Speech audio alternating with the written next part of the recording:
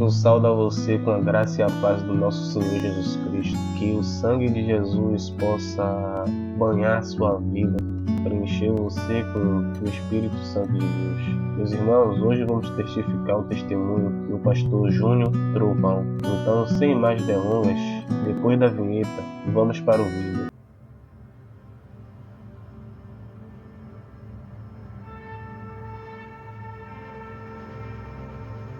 Todo o processo que Deus fez na minha vida começou com o joelho de um casal. Meu pai e minha mãe. Fui nascido e criado dentro do Evangelho. Servi a Deus na época da igreja do pastor Teotônio, na igrejinha pequena de baixo. Depois se construiu a sede onde nós estamos até hoje, do qual meu pai e minha mãe servem a Deus no mesmo lugar há 50 anos, sem mudar de congregação. Olha para cá. Cresci escutando os homens louvando, a orquestra. Só que sabe como é filho de crente? Vai passando os períodos, e eu digo que a minha geração foi a melhor geração que já existiu. Porque a minha geração, eu brinquei de bola, eu brinquei de ioiô, eu brinquei de peão, eu brinquei de búlica, eu brinquei de gude, pique lateiro, pique esconde, pique tá, pique alto, polícia e ladrão. Foi a melhor geração. A gente brincava. Carniça, quem lembra? A nossa geração foi a melhor que já existiu. Ali a gente viveu de verdade. Hoje tudo isso foi substituído pela tecnologia. As pessoas já não brincam, já não se comunicam mais, mas eu vivi aquele momento, nós vivemos esse momento. E só que a gente vai crescendo. Vai saindo da adolescência. E com 15 anos eu já comecei a querer sair. Eu tinha regra para chegar em casa. Eu tinha que sair 7h30 da noite. E 10h30 da noite eu tinha que estar em casa. Se eu passasse dessa hora, o chicote comia. Apanhava de verdade. E eu me lembro que quando eu completei 16 anos, eu comecei, por curiosidade, a colocar 15 anos, eu coloquei o primeiro copo de cerveja na boca. E aquela foi a minha perdição. Porque naquela época, quando você bebia uma cerveja, você se sentia mais adulto. E o que eu fazia? Não tinha dinheiro para comprar o cigarro. Eu pegava as guimbas de cigarro com os amigos e começava a fumar. E chegava em casa, antes de chegar em casa usava house, ou então pegava a parte de dente na rua mesmo, com a escova que já botava no bolso, e escovava o dente e chegava em casa. Como se nada tivesse acontecido. Um dia, eu estava já com 16 anos, e nós estávamos saindo naquele dia, eu perdi a cabeça e bebi demais. E quando eu estava bem tonto, bem ébrio, um rapaz chegou para mim que se dizia meu amigo e disse: só tem um jeito de tu ficar bom. Eu falei: como? Ele disse: experimente isso aqui. Ele tirou um saco de cocaína do bolso. Eu falei: como se faz isso? Ele preparou aquela trilha para mim e eu cheirei aquilo.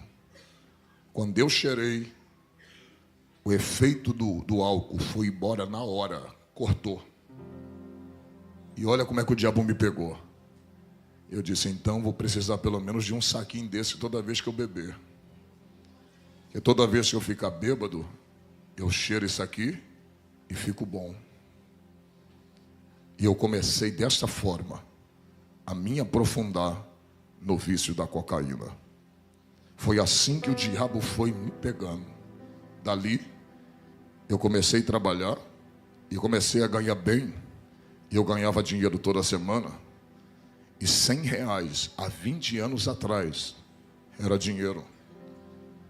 E pelo menos do salário que eu tinha, R$100 eu pegava. E começava a não já querer comprar sacos. Eu comprava gramas de cocaína. Comecei a arrumar amizade com os rapazes da Boca de Fumo. E ali eu comecei a usar muita cocaína. Passei a usar, a usar cocaína, e quando eu ficava bêbado, eu ia, cheirava e ficava bom. Só que o tempo foi passando. Com 17 anos eu já achava que eu era dono do meu nariz. E eu já estava extremamente afundado na cocaína. Daí, eu já não queria mais gastar dinheiro. Aquela cocaína que eu pegava no morro, a gente já trazia para a Comendador Soares, onde eu morava. E dali, nós pegávamos aquela cocaína semi-pura, que nós tínhamos contato, e pegava aquela cocaína e colocava tudo quanto era desgraça ali dentro.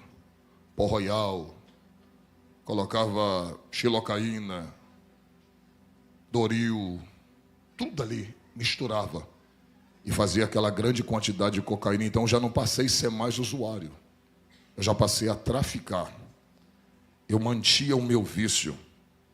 Dali, a gente já começou a comprar armas, a usar armas.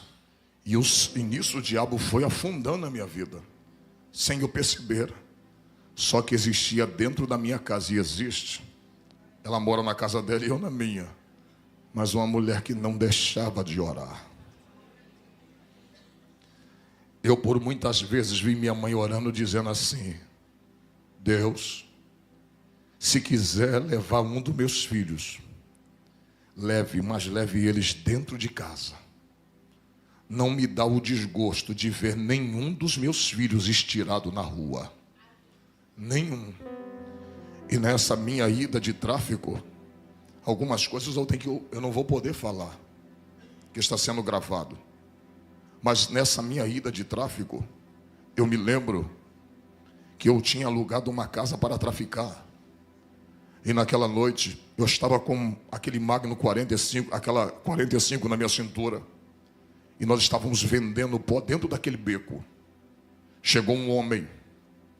E antes daquele homem chegar, eu passei por ele dentro daquele beco. E aquele homem foi o homem que veio para me matar. E naquele momento eu cheguei ali. Eu passei por ele naquele beco. Ele me deu boa noite. E eu dei boa noite para ele. E ele parece que não me reconheceu. Aí você fala assim: pastora, foi só uma coincidência. Não. É Deus cegando os olhos do teu adversário. Eu passei por ele. E quando eu saí para fazer uma outra situação, entregar uma carga, como a gente dizia, entregar uma quantidade de cocaína a um determinado lugar, os meninos que estavam lá disseram: Trovão, um homem veio te procurar. E ele não estava só. Até as pessoas que estavam do lado de fora, irmãos, não conseguiram me ver. Deus estava me escondendo no seu esconderijo. E dali, os irmãos já viram. Eu comecei a traficar demais. Comecei a vender demais. E eu fui me iludindo com o dinheiro que eu ganhava. Porque quem já viveu no tráfico sabe que o dinheiro entra muito fácil. E da maneira que entra, é da mesma maneira que sai. Dali, o filho de crente já começou a ir para o baile, já começou a brigar na rua, já começou a fazer bondes e arrastões. Já começamos a fazer arrastão na rua. Na época, onde Nike naquela época era muita ostentação possuir um Nike naquela época. E olha como o diabo colocou o desejo de fazer a mesma coisa. Foi quando roubaram o meu. Eu disse: já que roubaram o meu, todos vão perder. E a gente tomava tudo que tinha. Tudo que tinha nós tomávamos. E eu me lembro que um belo dia um amigo meu chegou para mim e disse assim: Júnior, vamos a Queimados. Vamos ali ceifar uma vida. Naquele dia eu descobri que o diabo está por trás de tudo. Eu me lembro que quando eu fui, nós pegávamos um ônibus, e eu estava com aquela 45 na cintura, Ele disse: esse cara mexe com a minha mulher. E eu já mandei ele parar de mexer. E como ele não parou de mexer, hoje nós vamos ceifar a vida dele. E a gente usou muita cocaína. Interessante, né? De cara limpa ninguém consegue fazer nada. E eu me lembro que quando nós chegamos ali, entramos dentro daquele centro de macumba. Hoje eu entendo o que o diabo faz e como o diabo está por trás de ceifar uma vida.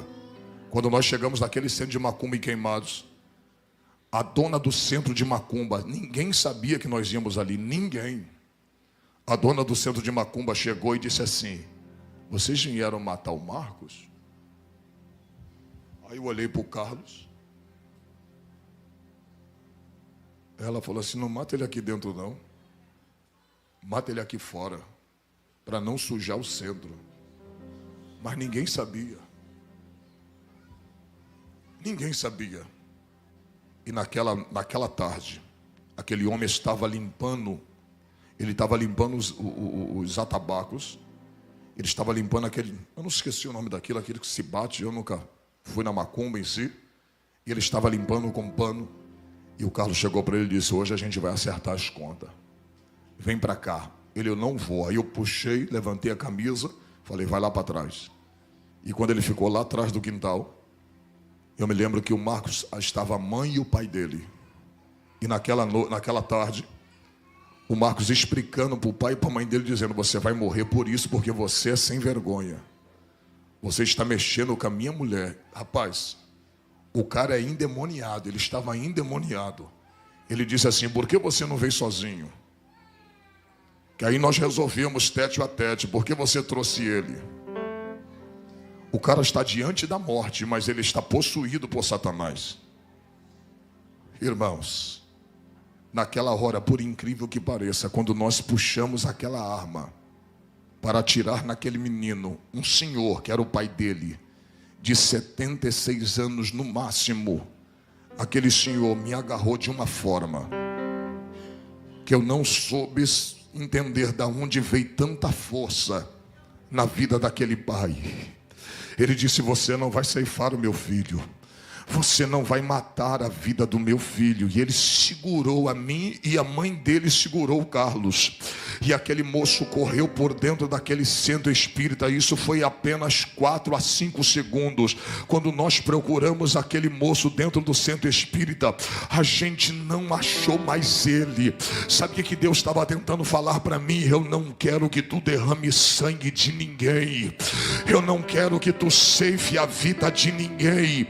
Eu não quero que tu derrame sangue de ninguém. Existem coisas que Deus não permitiu fazer contigo, e existem coisas que Deus também não vai permitir você fazer com os outros.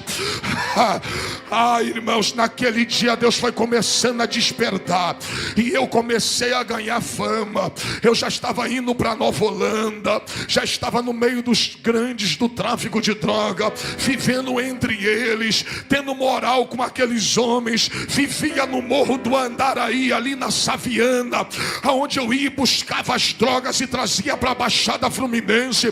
Eu me lembro que um dia eu estava com tanta droga dentro do bolso, que quando eu estava descendo o Morro do Andaraí, a polícia me pegou. E quando a polícia me pegou, eu falei assim: moço, eu sou viciado. E eu conversei com ele, porque eu entendia que para ser malandro eu não precisava falar gíria. Eu nunca falei uma gíria, eu nunca disse qual é, eu nunca disse compadre, eu nunca disse qual é, irmão. Eu nunca usei isso, porque eu entendia que para ser malandro não precisava falar gíria. Aquele polícia me pegou e disse: rapaz, o que é que você está fazendo nessa vida? Essa vida não é para você. Sai dessa vida. Talvez o lá de cima está te dando uma oportunidade. Larga essa vida. Eu vou prender a tua droga. E sabe o que ele disse para mim? Se eu te levar para a cadeia, tu assina o 12 e tu vai puxar um bom tempo de cadeia, mas alguma coisa está me dizendo para mim ficar com a tua droga e deixar você embora. Era a oração da minha mãe dizendo: cuida meu filho, guarda do meu filho, livra a vida do meu filho, proteja a vida do meu filho.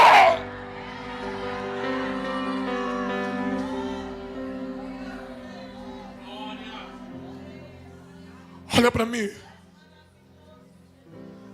Aquele dia eu tomei aquele bote, sabe o que eu fiz?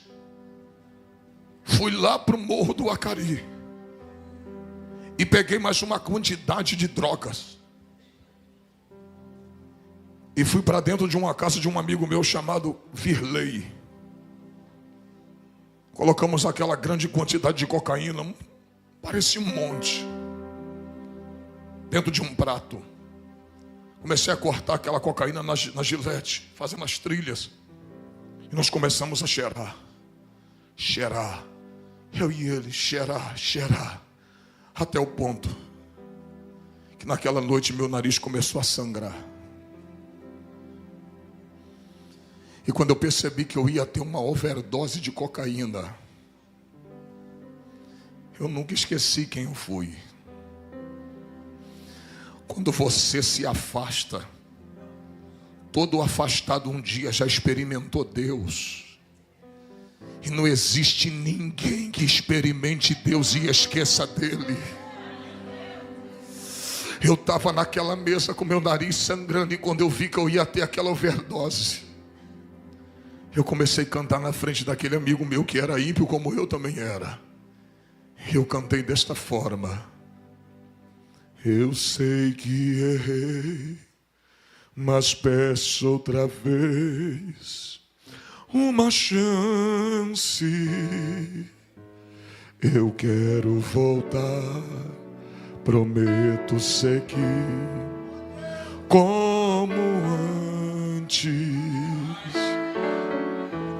Não dá pra ficar distante assim, com essa angústia no olhar. Por isso preciso ao primeiro amor voltar. Eu quero voltar ao primeiro amor. Preciso voltar ao primeiro amor. Quebra minha vida, faça-me de novo. É tudo que eu preciso para ser um vaso novo. E nessa hora a lágrima começou a descer, e eu dizia: não dá para ser feliz longe do teu amor. Por isso eu preciso de outra chance, Senhor. Oh, irmãos, eu guardava um temor dentro do meu coração. Por isso que quando eu tentava matar alguém, eu nunca conseguia.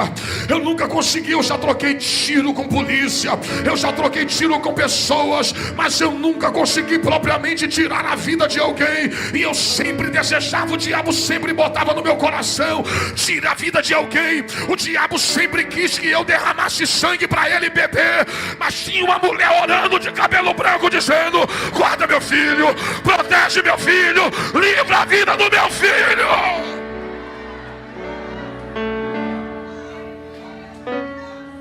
Um dia se reuniu eu e mais 3 e disse: hoje nós vamos tomar tudo, e quem revidar a gente vai matar. Estávamos decididos a fazer uma arrastão, e o primeiro que se levantasse, o primeiro que revidasse, nós íamos matar. Estávamos com touca, já predisposto a fazer tudo aquilo, tudo premeditado. E quando nós saímos para fazer um assalto, naquela noite eu não vi, mas quando a pessoa viu que haviam 3 elementos andando pela rua, suspeito, aquele policial apaisano seguiu a gente. E quando ele seguiu a gente, na hora que eu puxei do revólver, eu estava com um Magno 357, 6 polegadas, parecia um coringa cromado. Quando eu puxei aquele revólver para fazermos o assalto, eu só comecei a ver do outro lado da rua fogo saindo do cano daquele revólver. O primeiro pegou na minha barriga, aqui. Eu tomei o primeiro tiro aqui. E o amigo que estava comigo, hoje é presbítero da Assembleia de Deus, aonde eu congrego. Ele tomou o primeiro tiro na perna e ele caiu. E por incrível que pareça, Deus não queria eu deixar matar ninguém. Eu frente a frente com aquele polícia, ele do outro lado, eu apontei o revólver. Irmãos, quem tem revólver sabe, o Magno não falha. Aquele revólver não tem como picotar uma bala. Eu apontei para a direção dele, para dar no peito dele. Quando eu apontei e apertei o gatilho, o revólver falhou. Deus segurou aquela bala. E quando eu fui dar quando eu dei o primeiro, falhou, e eu tomei o outro, que eu virei. Quando eu vi que ele ia atirar, eu corri e bateu aqui na minha mão. Tem onde a minha mão está furada, bateu aqui, vazou aqui. E quando eu dei o segundo, aí pegou. Mas eu já dei já com as costas, virando o pescoço e atirando para ele não atirar mais em mim. Daquele dia ali, eu tomei 2 tiros. O Henrique tomou um na perna. E o cara chegou na cabeça dele e disse: você vai morrer. E apareceu gente não sei de onde. Saiu, a rua estava semideserta. Apareceu pessoas não sei de onde e gritou: não faça isso com esse jovem.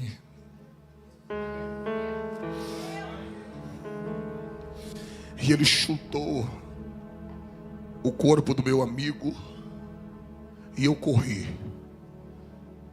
Peguei um ônibus, nós não estávamos de carro, pegamos um ônibus. Rendi aquele ônibus, puxei aquela arma imensa. Rendi o motorista e disse: me leva até a minha casa.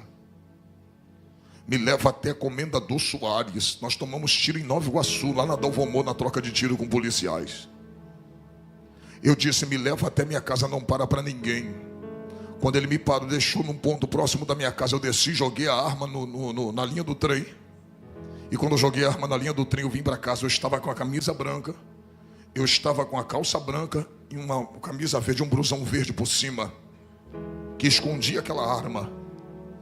Quando eu cheguei em casa, que eu tirei a minha camisa, gritei minha mãe, eu falei: mãe.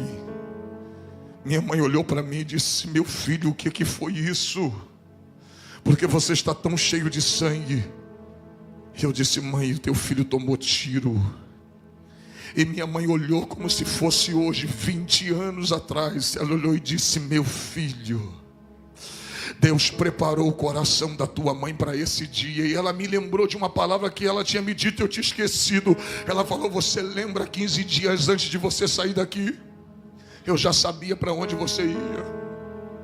Eu estava indo para o morro, toda sexta-feira eu ia para o morro. E ela disse assim: eu estava saindo 7 horas da noite para ir para a favela. Ela me parou na porta de casa e disse assim: meu filho, nesta madrugada sua mãe estava orando por você.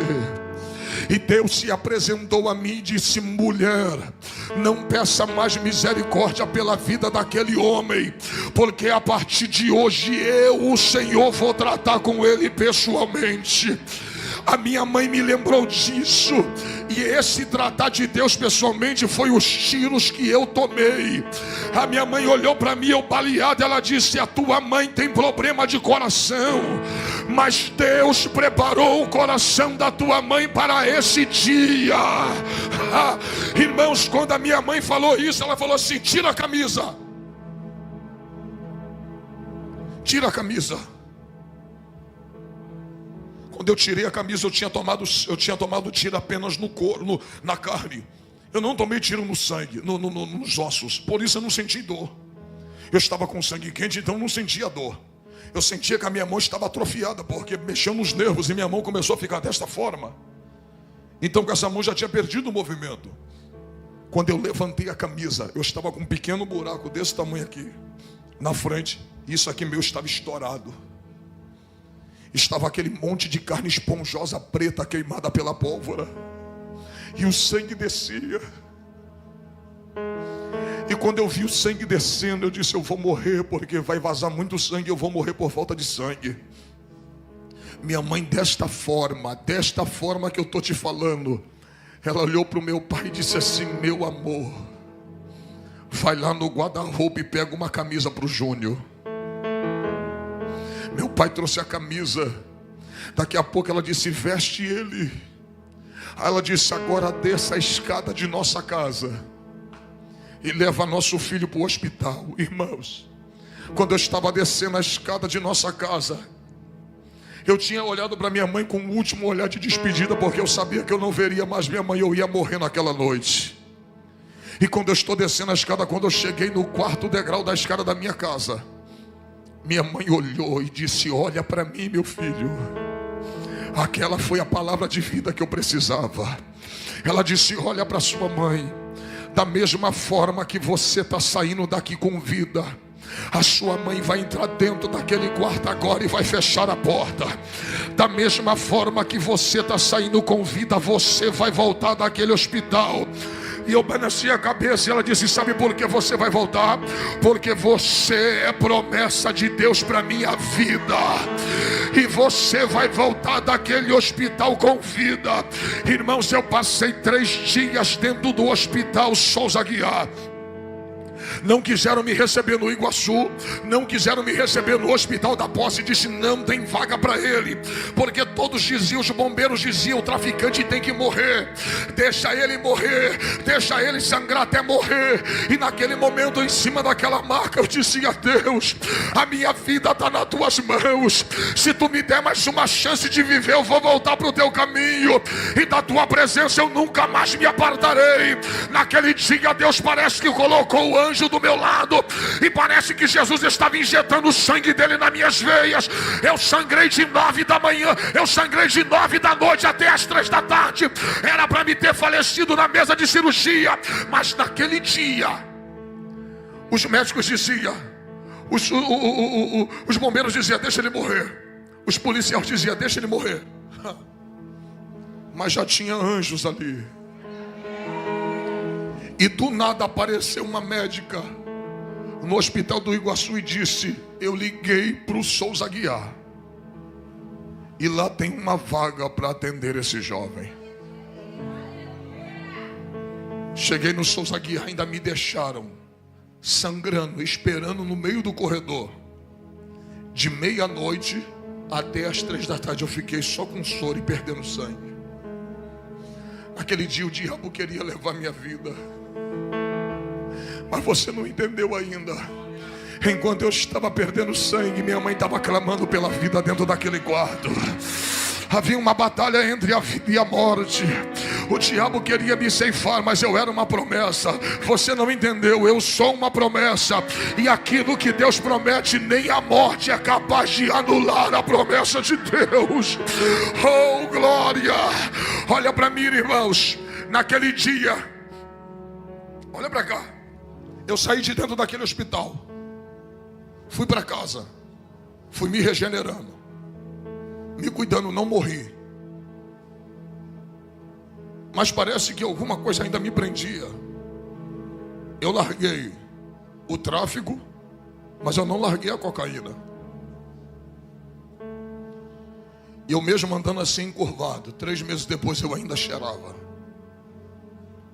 7 meses depois eu ainda cheirava. E um dia encontrei um homem, sabe aqueles carrapatos de Jesus, aqueles que não largam do teu pé. Rapaz, não faz promessa para crente não, porque se crente falar assim, ó, vamos no culto comigo, você falar um dia eu vou, acabou. Enquanto tu não for, ele não larga do teu pé.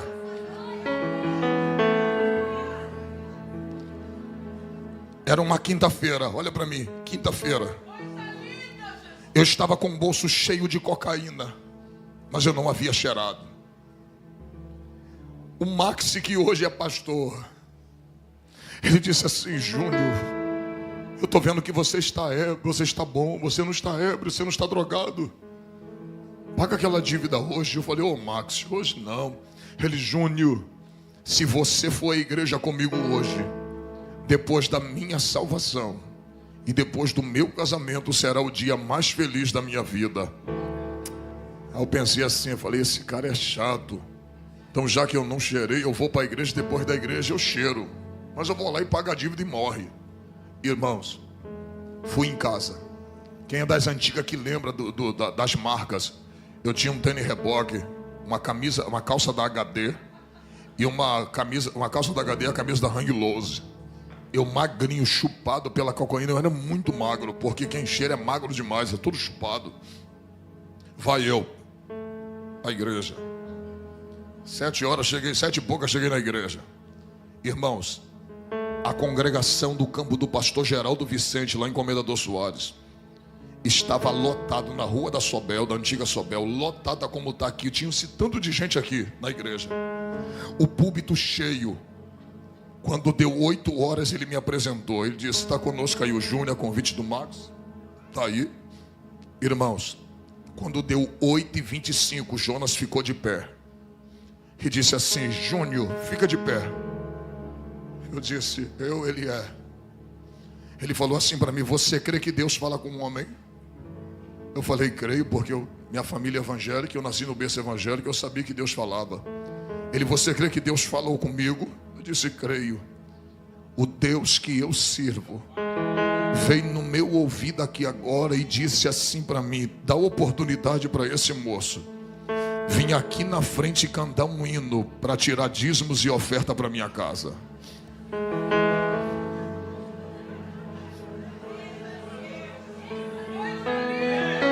Naquele dia eu descobri, sabe o quê? Quando Deus quer salvar alguém, até a liturgia do culto Ele quebra.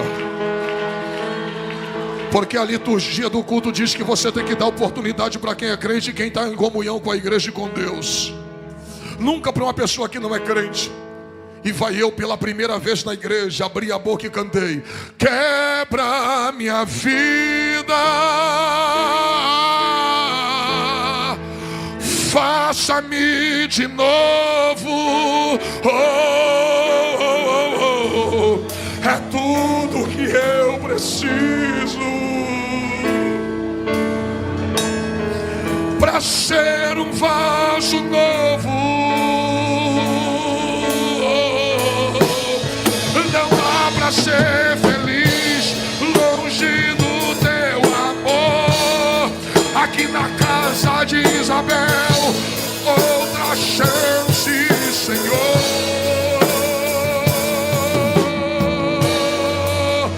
Quebra minha vida. A igreja.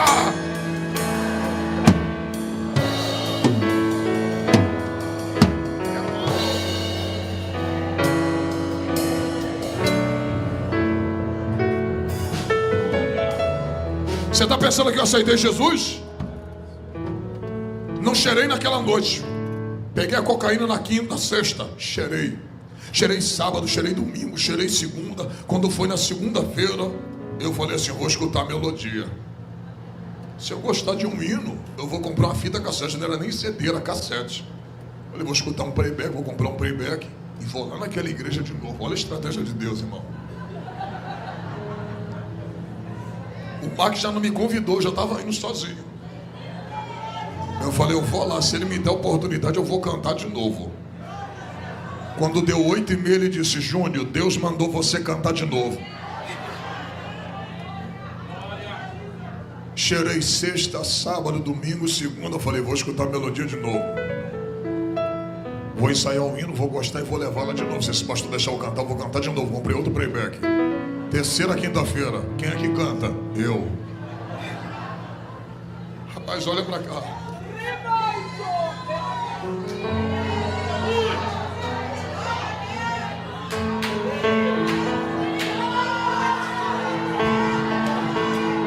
Ele colocou o ministério dele em xeque por causa da minha alma. Porque aquilo ali da reunião de ministério. Não você pode deixar uma pessoa que não é crente assumir um púlpito que é santo.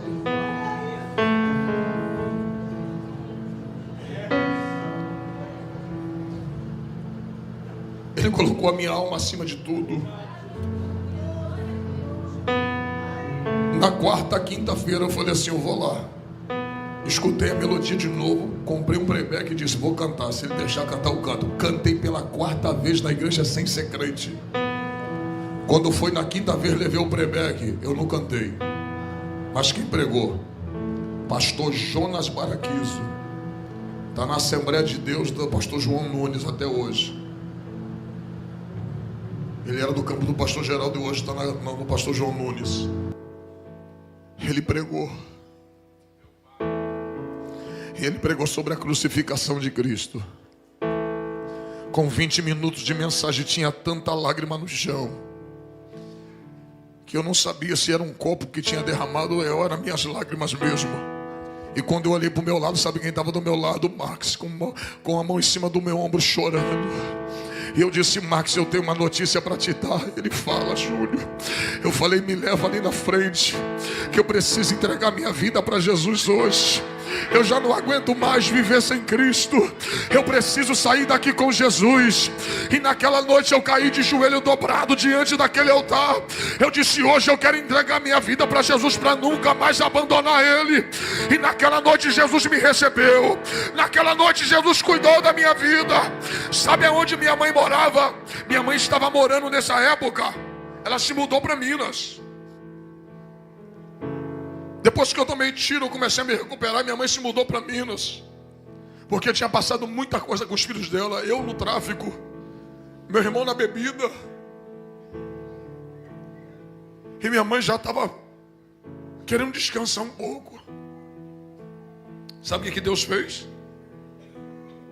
Deus tinha libertado meu irmão de 22 anos da cachaça, o Marcelo. E meu irmão tem 22, já vai fazer 10 anos. Que já não encosta uma gota de bebida na boca e serve a Deus na igreja mundial e é batizado. Olha para cá. Quando eu aceitei Jesus, minha mãe estava morando em Minas Gerais nessa época. Cheguei em casa às 11 horas da noite. Peguei o telefone. Liguei para Minas. Ela: quem é que está falando? Eu falei: mãe, é teu filho. Ela: o que foi que você está ligando nessa hora, meu filho? Eu falei: mãe, eu estou ligando para a senhora para dizer que teu filho não está mais no tráfico. Teu filho acabou de aceitar Jesus, mãe. Teu filho acabou de entregar sua vida para Jesus. E ela do outro lado, eu ouvia minha mãe dizendo para o meu pai: eu sabia que Jesus ia salvar ele. Eu sabia que Jesus ia salvar ele. Eu sabia que Jesus ia libertar a vida dele. Acredite, 20 anos já se passaram. Nunca precisei ir para uma clínica me desintoxicar. Nunca precisei me tratar num centro de recuperação. Naquela noite, Jesus me libertou. E faz 20 anos que eu não encosto cocaína na minha mão, no meu nariz. E quando foi, eu desfiz das armas. Entreguei as armas. 3 meses depois, chegou os amigos lá em casa e diz assim: cadê as armas? Falei: troquei. Ele está com qual arma agora? Eu falei: agora eu estou com uma chamada calibre 66. Eu disse: Alex, ela tem 2 canos. Ele: é o que? É escopeta? Eu falei: não, mas tem 2 canos. Ele: por quê? Eu falei: ela tem o Antigo e o Novo Testamento. Ele: mas e daí? Eu falei: aqui em um cano ela cospe sangue para purificar o pecado, o pecador do seu pecado, e no outro ela cospe fogo para encher a igreja que dá glória a Deus e aleluia.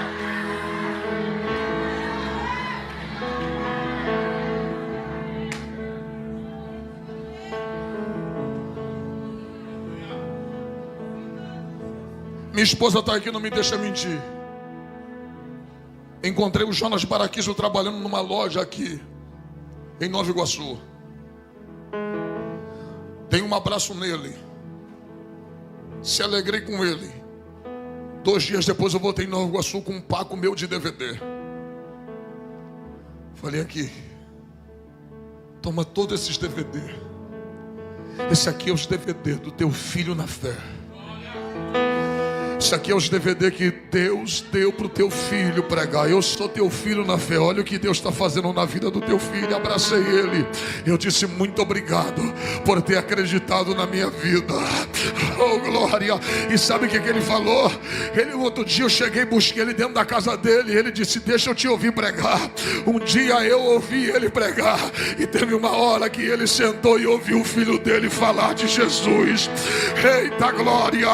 Olha para o teu irmão, pega na mão dela e diga: não deixa de orar.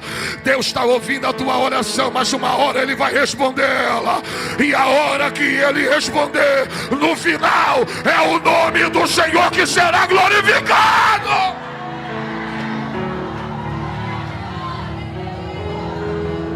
Finaliza aqui.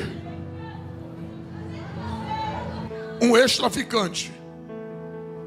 Já rodei o Brasil inteiro pregando. Já tive em todas as capitais pregando. Já tive em diversos países do mundo falando que Jesus salva e liberta. Um homem que era instrumento na mão do diabo, hoje é lavado, remido, servo de Deus, é instrumento na mão do Deus vivo. Agora olha para mim. Para arrebentar com o diabo, meu pai e minha mãe estão vivos. Minha mãe e meu pai viu Jesus me salvar. Foi no meu batismo. Viu Jesus me separar a auxiliar de trabalho, a diácono. De diácono eu passei a evangelista. E há 7 anos atrás minha mãe foi na minha consagração de pastor. Oh glória, oh glória. Você não entendeu. As promessas que Deus te fez, você vai viver, para que todas elas se cumpram diante dos teus olhos.